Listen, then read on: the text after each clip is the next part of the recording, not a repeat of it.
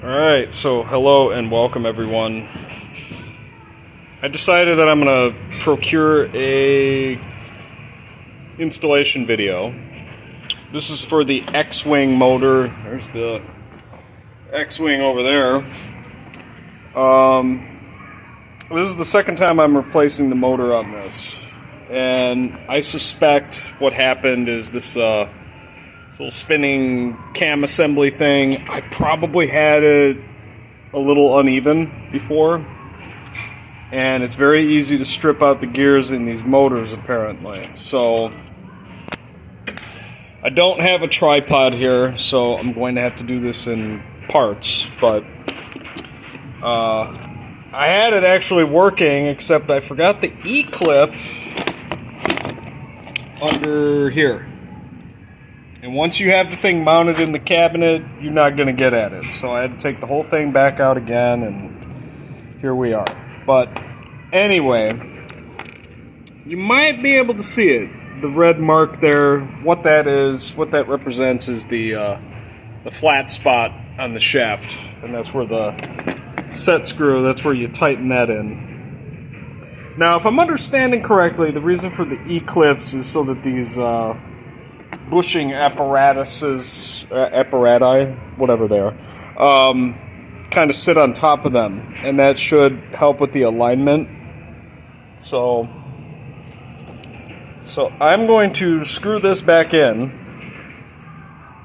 You see my array of hardware down there, and there's all my E-clips. There are several E-clips on here.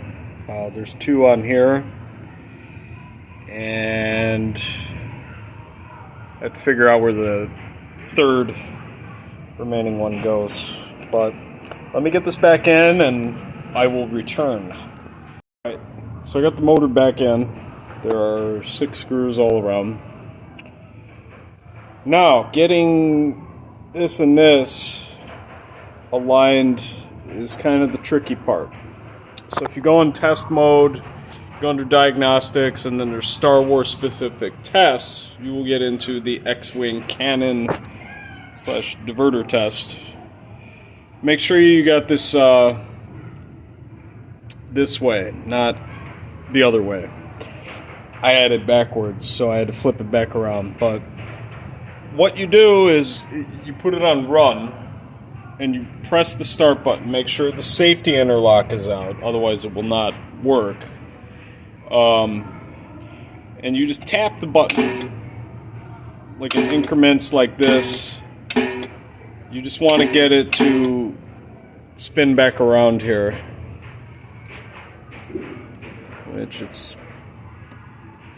probably going to get stuck or something here, but let me see. And you just want to tap it. You don't want to press and hold it, because if you press and hold it and it starts making sounds, that's what's going to strip the gears out in the motor, and you don't want to do all that. But I need to get this shaft to go down a little bit. Alright, now you see my red marking there? This is about where I want this. Alright, so I need to get this E-clip back in underneath here.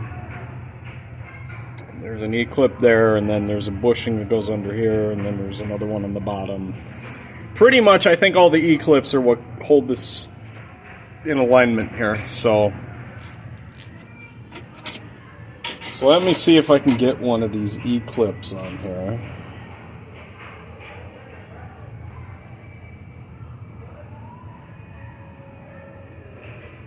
They don't make it very user-friendly. And there's no way to do this with the motor assembly out. So, come on.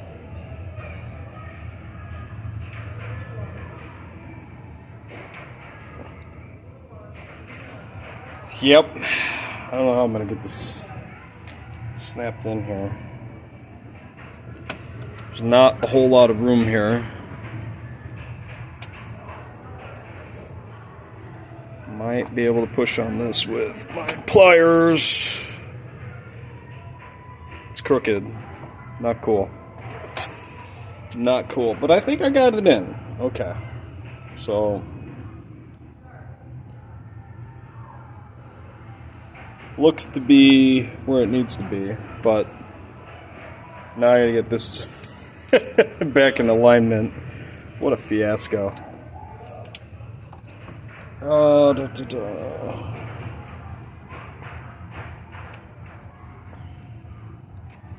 So, probably gonna have to put the phone down and figure this out. Maybe.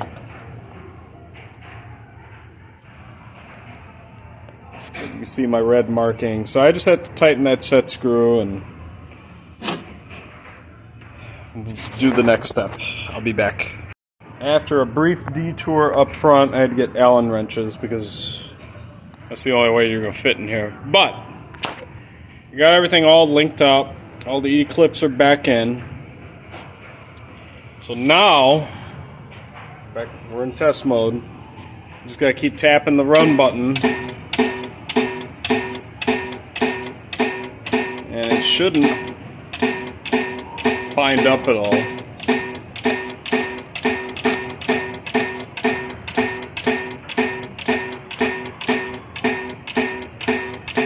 Alright.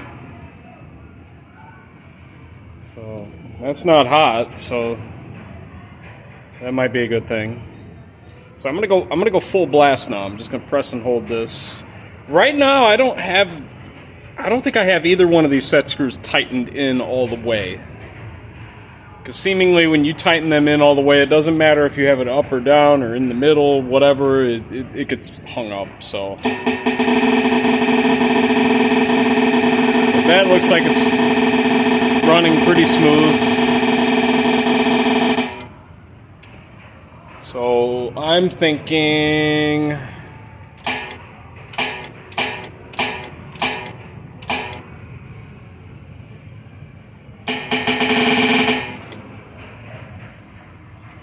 this is kind of weird. This doesn't...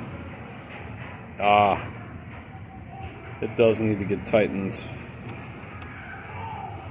This isn't spinning on the top, so...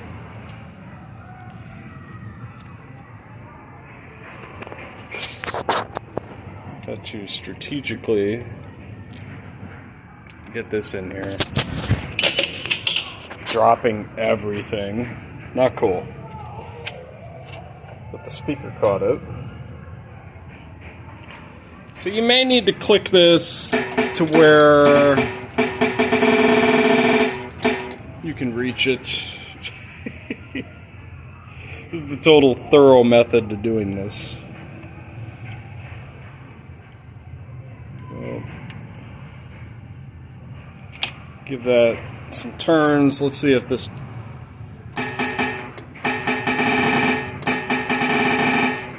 That turns on the top.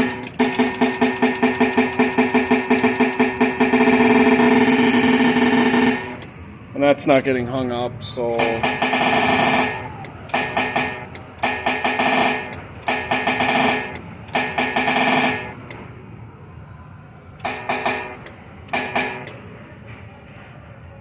Oh. Note to self, plug the switches in. Like, why aren't those lighting up?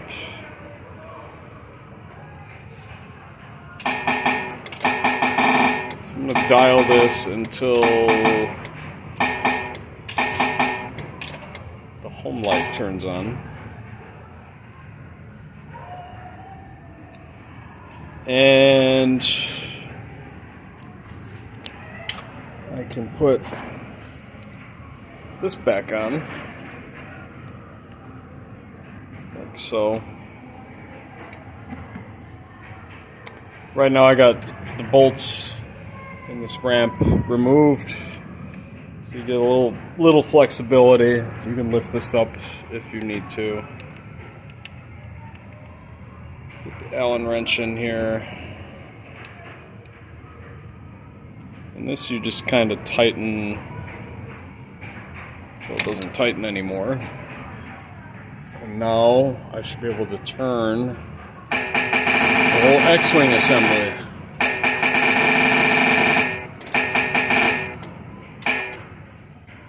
Okay. Now, the wiring on this shooter is kind of tricky.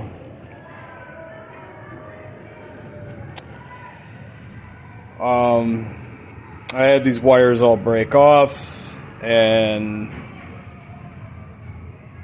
that's how the old motor burned out somehow. It coincided with that.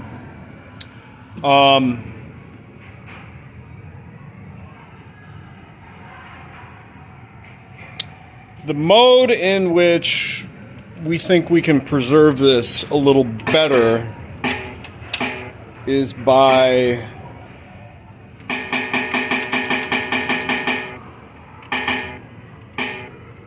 going into the adjustments and there should be a way to make it more difficult, because I think what happens is when you start a game, you launch the ball, these will light up, and if you hit the target that's actually lit up, that enables the ball lock mode, where it runs the X-Wing motor. And if you make it a little more difficult, that should make it so that the X-Wing motor doesn't get run as much. So I don't know what any of these settings are. I'm probably going to have to look in the manual to figure out what all this verbiage means, but as you can see, that one's extra easy. I don't know if these are like the Williams games where you can just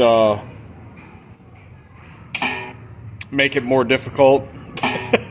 Yeah, look at all this. Everything is on extra easy, so I have to... apparently these are the only adjustments on here. So, like I said, I'm going to have to read the manual and figure out what all that means, but... one other thing I wanted to mention. So this plug that runs to the motor, I added like one of these 2-pin monitor power plugs here. So that way you don't have to keep cutting and stripping and heat shrinking this. This will just always be here. And there is one other thing that I didn't know about.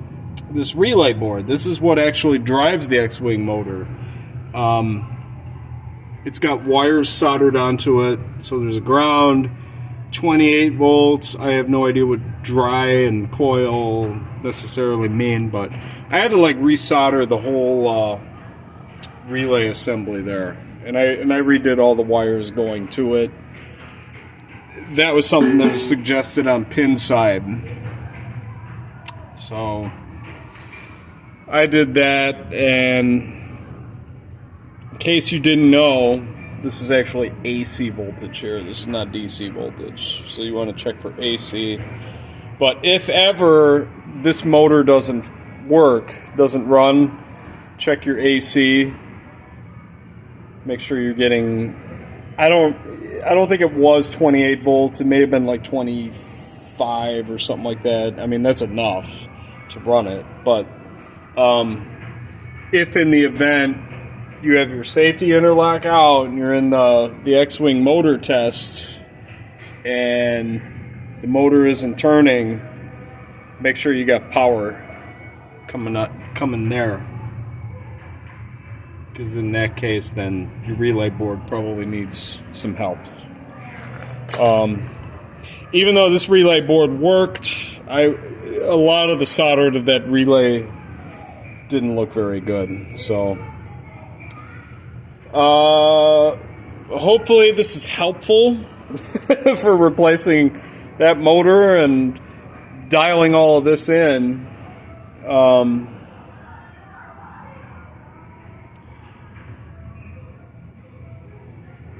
It's not...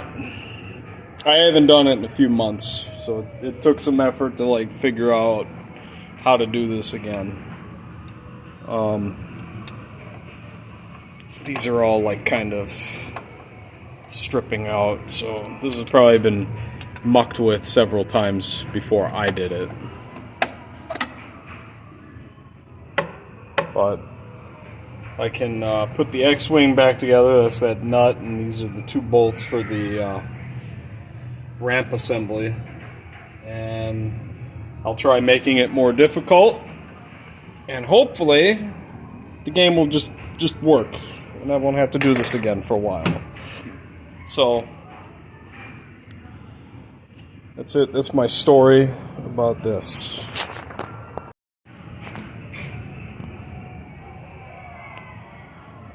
I'm back again. So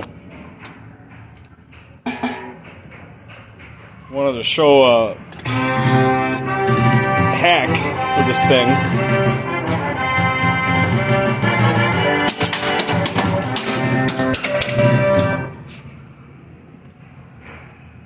Apparently, if you go to the lamp matrix in the manual, if I could find it, there is nothing for a start button on here. And I was wondering, I'm like, what's the deal with this thing? Well, apparently that's an operator hack, and if you wanted to do it also, the red lead connects to the not banded side of the diode. I don't know if we can see that. And the black lead, I got it on the double yellow wire thing there. I'm assuming that's ground because it's got 2 wires going to it. But that is how you can make a flashing start button. I never saw these in the wild back in the day, so I don't know if that's just how they made them. They didn't flash, so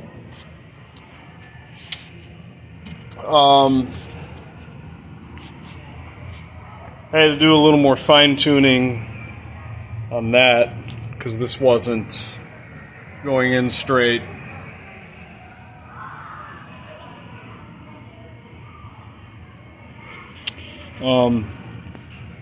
One of the recurring issues is these stand-up switches. They get these plugs. These plugs pop out, so I'm probably going to hot glue these in because those are for the force lights. I believe that's the O and the R. They come disconnected, and that's after you go into the multi-ball and you get the jackpot, then you gotta light all the force letters, and I think that enables the super jackpot.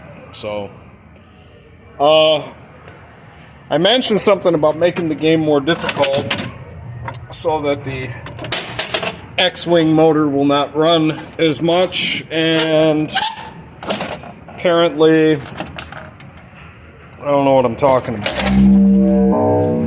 because go under adjustments and Star Wars adjustments. There's only like 8 of these, I think, but right now I have them all set on hard, and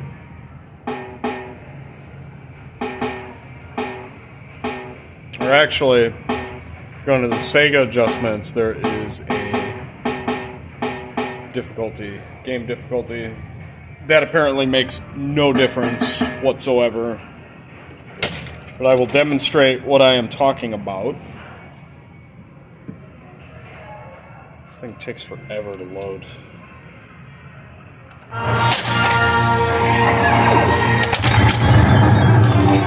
But if you see those drop targets there, that green light, if you hit the target where the green light is lit up, like that, I will enable the load X-wing mode. So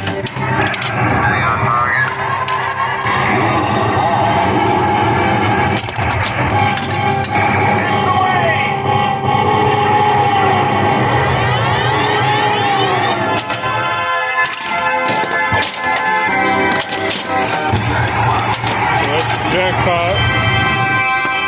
But then the force lights light up.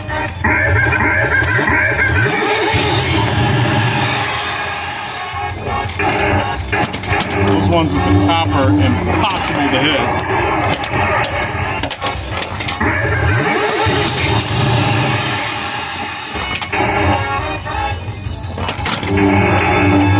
hit the E. Alright.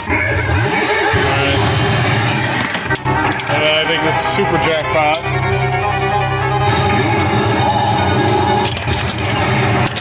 Which I missed. It didn't go in.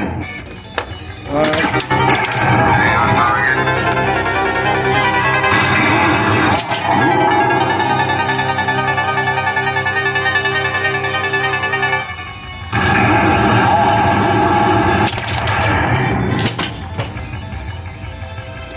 So I gotta adjust this a little more. It's pulling a little too far to the left. I need it more there. So now I have to do that.